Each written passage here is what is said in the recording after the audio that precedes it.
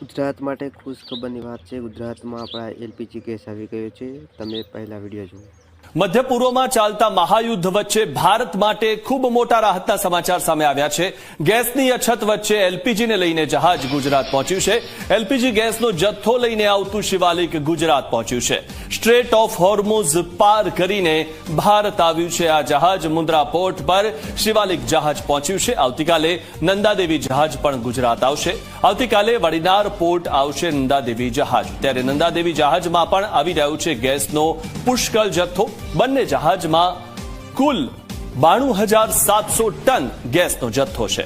ઉલ્લેખનીય બાબત એ છે કે હોર્મુઝ સ્ટ્રેટ પાર કરવું હાલમાં બીજા ઘણા દેશો માટે મુશ્કેલ છે અને ખાસ કરીને ઈરાનના જે દુશ્મન દેશો છે તેમના માટે તો એ ત્યાંથી પાસ કરવું એ ખૂબ જ મુશ્કેલ છે। ત્યારે હોર્મુઝ સ્ટ્રેટ પાર કરીને અને આ જહાજ ગુજરાતના કિનારે પહોંચ્યું છે।